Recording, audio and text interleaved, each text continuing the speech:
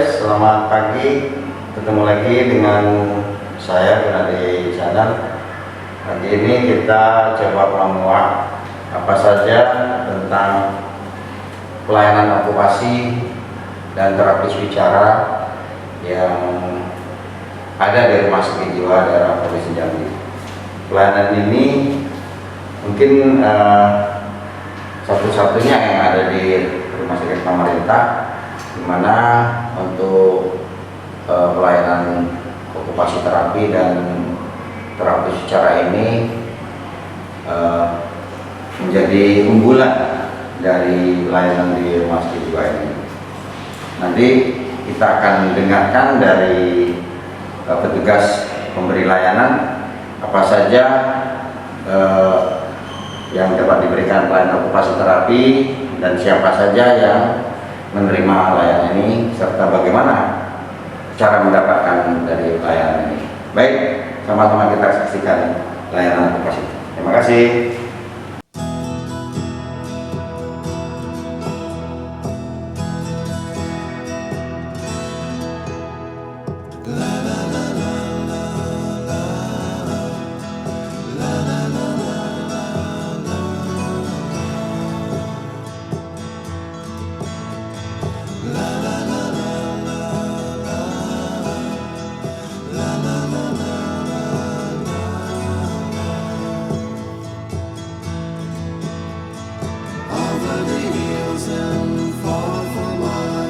She's waiting for love to be realized. I'll send her my heart covered as a gift and hope that you'll take it into her side. La la la la la la la la la la.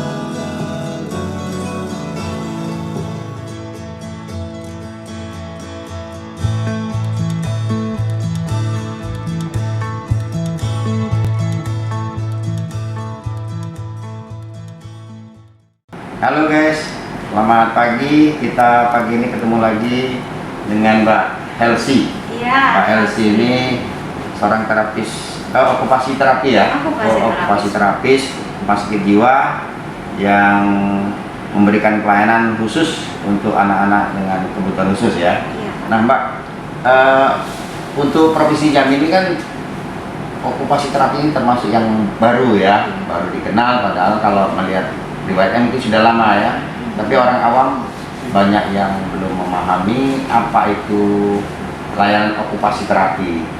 Nah mungkin Mbak Elsie bisa menyampaikan kepada audien, para pemirsa channel saya di luar sana, supaya nanti mungkin barangkali ada keluarganya yang mengalami atau membutuhkan layanan okupasi bisa datang ke sini. Nah, untuk itu saya tanya dulu, sebenarnya apa itu definisi dari okupasi terapi?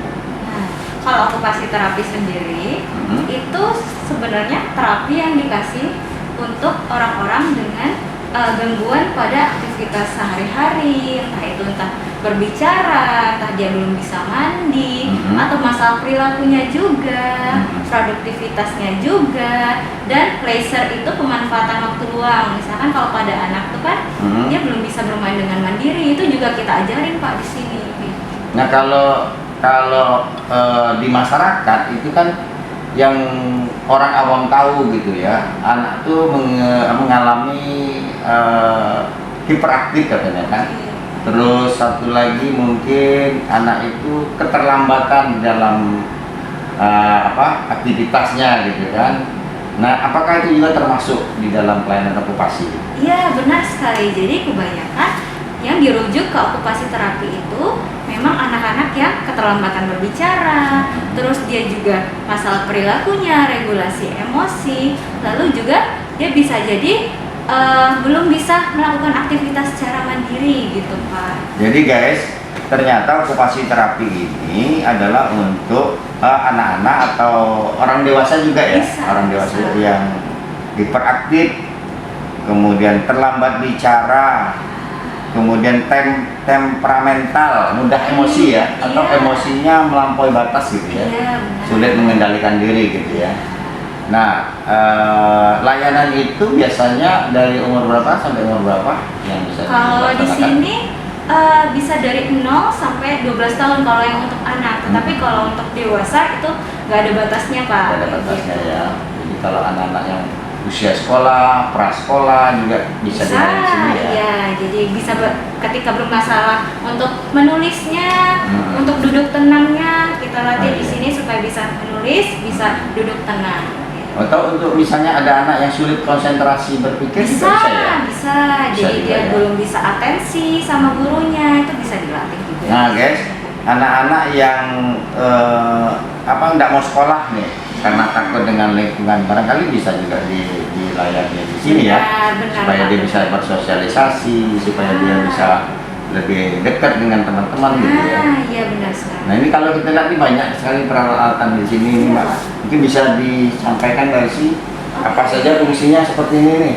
Kita lihat ada kolam bola ya. Iya, Apa kalau istilahnya? mandi bola ini Mandi bola. sebenarnya kalau pada anak-anak tuh disukai sekali sama anak Pak, karena Mandi di bola sini ya. ngebuat calming, ngebuat tenang. Anak baru masuk kan, dia merasakan sensasi di antara bola-bola itu, rasanya tuh badannya tuh tenang kayak gitu.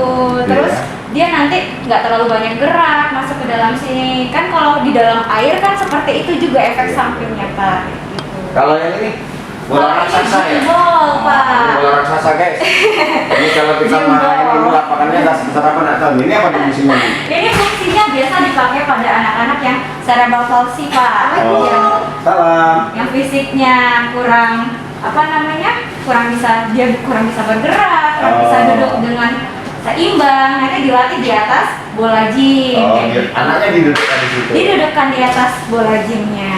Terus petugasnya megangin gitu ya. Iya, Oh, nanti iya. kita melatih keseimbangannya. Baik, kita lihat yang lain ya. Iya. Kalau yang ini apa nih? Kalau ini ayunan ini untuk melatih keseimbangan anak biasanya. Kalau anaknya belum bisa seimbang duduknya, biasa dia harus duduk di sini langsung pegang ayunannya gitu, Jadi Pak. duduk kayak mengeluk ini ya, Iya, ayunan ya? Untuk iya. melatih keseimbangan ya. Benar sekali. Terus Nah. juga kekuatan tangannya juga bisa. Kalau tantangan. Kalau yang ini Kalau yang Ini ada tangga-tangga. Ini monkey bar ini melatih apa namanya? monkey bar. Monkey bar guys. Monkey bar. Ini untuk melatih tangan dan kakinya, koordinasi tangan dan kaki, dan juga ini keseimbangan nih Pak. Karena kalau anak nggak seimbang pasti dia bakal jatuh kayak gitu. Oh, melatih Dan keseimbangan ya. melatih keberanian juga nih Pak. Keberanian, ya. Benar. Nah yang ini, Itu. ini kan model ayunan nih. Benar. Kalau di taman-taman kanak-kanak atau TPA kita ada nih ayunan. Nah, Ini apa fungsinya nih? kalau ayunan ini sendiri juga melatih keseimbangan Pak. Jadi anak itu nggak cuman bisa duduk, jadi duduk kan otomatis pinggang sama pinggulnya ya Pak harus seimbang. Tapi kalau berdiri Pak, itu lebih banyak lagi yang harus dilatih. Kakinya harus kuat, tangannya harus pegang ini. Nah itu juga melatih konsentrasi juga Pak, seperti itu. Terus ada lagi, saya lihat ini ada apa? Tangga, permainan tangga ya? Tangga. Ya, kalau tangga ini biasa dilatih untuk motorik kasarnya. Biasa pada anak-anak yang fisiknya kurang bisa berjalan dengan lancar nih Pak. Oh, itu latihan ini ya? jadi koordinasi naik ke atas. Biasanya anak 1 tahun kan udah bisa ya Pak yang melangkah kayak gitu. Nanti untuk 2 tahun sampai 3 tahun pun udah harus bisa sampai atas ini nih Pak. Kalau untuk naik tangganya motorik kasarnya seperti itu. Ini satu lagi, ini apa nih? Nah, kalau ini sebenarnya dipakai untuk anak cerebral palsy Pak. Biasa ditegakkan. Cerebral palsy. Iya. Mungkin bisa jelaskan ke apa? Teman-teman saya di luar sana, Iya. apa itu cerebral palsy? Cerebral palsy itu sebenarnya gangguan neurologis ya. Jadi anak itu entah tangannya itu kaku atau lemas sekali, kakinya juga bisa lemas sekali atau kaku. Nah biasa dia belum bisa berdiri nih. Kalau belum bisa berdiri biasanya diikatkan di sini Pak, sambil diberdirikan seperti itu supaya Umur dia. berapa biasanya untuk terapi ini? Kalau ini bisa kalau dari kecil dia sudah didiagnosis sama dokter cerebral palsy, dilatih untuk bisa berdiri, terus nanti bisa ditegakkan di sini Pak, kayak gitu. Karena fungsionalnya kita itu sambil berdiri, misalkan berdiri sambil pasang puzzle, sambil lempar bola, seperti itu Pak. Nah ini ada lagi papan yang bergambar atau ditempeli dengan apa nih bentuk? Ada kaki, ada bintang ya. Ya. Ini hewan ya, ada burung, Ya. bebek ya, ada Kalau- gajah. Ini apa nih fungsinya? Nah, ini fungsinya sebenarnya bisa untuk melatih kakinya. Kalau sebelum naik ke atas perosotan, dia bisa naik dari sini, Pak. Jadi kekuatan otot kakinya di sini dan juga bisa melatih tangannya, Pak. Kalau dia sebelum naik, dia harus bisa mutarin dulu seperti ini. Dan juga bisa bahasanya, Pak. Ini apa? Misalkan bintang laut, ini kerang, ini bebek seperti itu, Pak. Jadi ini papan untuk naik tangga di sini. Iya, ya. benar. Tapi juga untuk memberikan dia pendidikan atau pelajaran tentang pengenalan ini ya. Iya, benar sama sekali. fungsi tangannya gitu ya, Iya. bisa dia memutar, bisa berpegang gitu ya. Iya. Terus kakinya juga bisa berpijak ya. Iya, benar. Oh, ini juga salah satu bentuk. Ini guys, bentuk layanan okupasi terapi di rumah sakit jiwa ini. Kayaknya super lengkap nih. Oke Mbak Elsie, mungkin nanti kita lanjutkan dengan yang lain. Baik, Pak. Saya mau lihat dulu yang terapi bicara ya. Oh, baik. Makasih. Ya, terima kasih, Pak.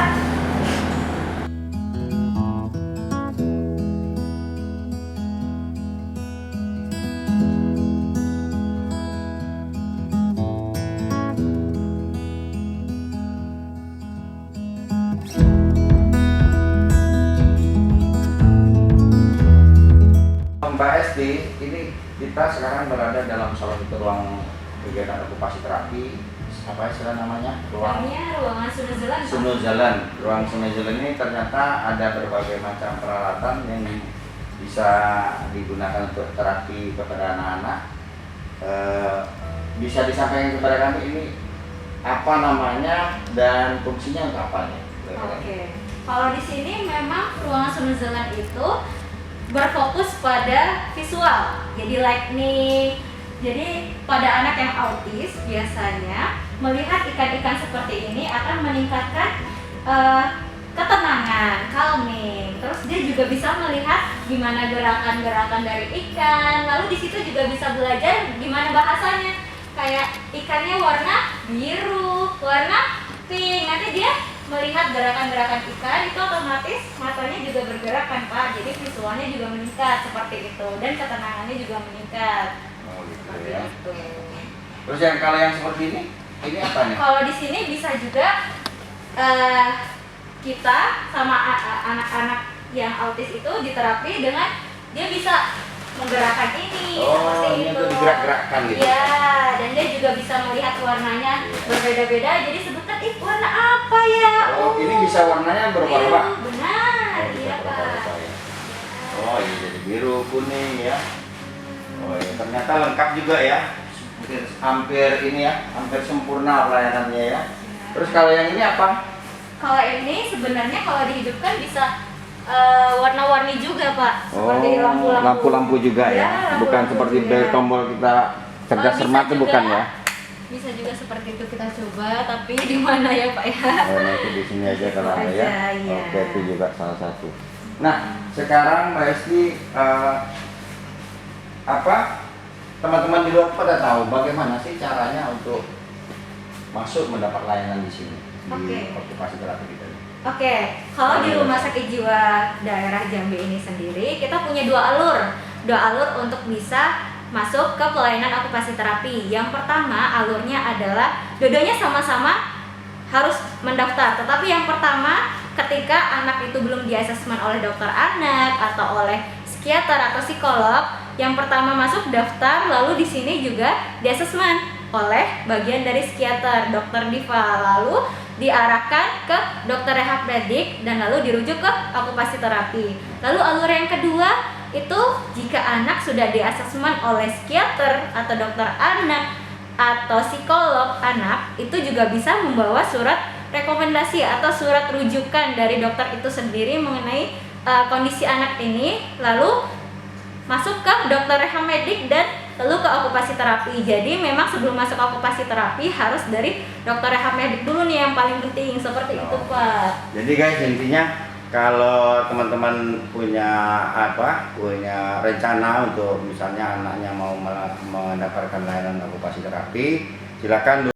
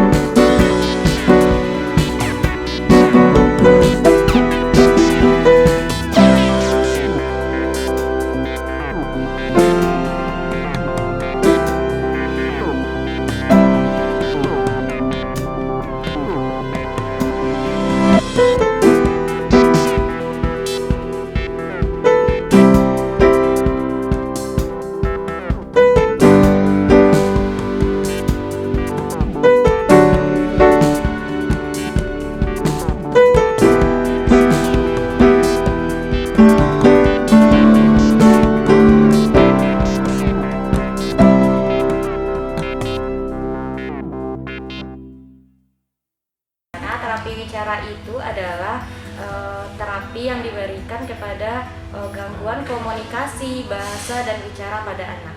Kalau orang dewasa bisa juga? Bisa Pak, untuk pada orang stroke itu kan terganggu pada gangguan bahasa dan bicara Bahasanya juga. ya. Oh iya. Terus alat-alat apa saja yang diberikan atau di terapi kepada anak yang mengalami gangguan tadi? Oke, baik, saya akan menjelaskan di sini ada flashcard. Flashcard itu meningkatkan untuk gangguan komunikasi anak, misalnya seperti flashcard aktivitas makan, minum, tidur, dan lainnya. Itu untuk aktivitas keseharian mereka. Jadi saya akan menjelaskan tentang flashcard ini. Jadi untuk gangguan anak komunikasi gitu Pak. Oh ya, jadi kartu permainan ya, flashcard gitu ya. Benar, flashcard. Terus ada lagi alat lain mungkin yang bisa disampaikan kepada pemirsa di luar sana? Baik, teman-teman, ini adalah namanya pegboard. Pegboard ini untuk meningkatkan kefokusan pada anak atau bisa juga untuk menyesuaikan warna. Misalnya ini kan warna putih, nanti kita akan menjelaskan kepada anak ini warna putih. Nanti mereka atau anak-anak itu akan mencocokkan warna ini pada pegboard gitu. Ini namanya pegboard. Iya benar, pegboard. Oh, Pak. pegboard. Pegboard itu papan permainan atau papan masukkan lubang gitu ya? Iya benar, Pak. Oh, iya. Terus ada lagi, satu lagi Ini juga puzzle ya, apa namanya? Puzzle. Puzzle ya. Puzzle ini bisa untuk terapi bermain anak. Jadi bisa juga untuk melatih meningkatkan kefokusan anak dalam melakukan pasang puzzle ini gitu Pak. Oh, jadi melatih kefokusan Iya ya? benar, Kefokusan. sama kontak matanya juga. Kontak Gitu, mata. Pak. Oh, jadi terapi wicara ini juga mengajarkan anak untuk berkonsentrasi ya? Iya benar Pak, Berkonsentrasi. untuk konsentrasi. Nah, bisa nggak anak-anak yang di luar sana misalnya gagap atau bicaranya nggak jelas gitu di terapi di sini? Bisa Pak. Untuk Bisa, ya? anak yang gagap ini bisa diterapi di bagian terapi bicara. Oh, anak gagap bisa diterapi bicara. Iya.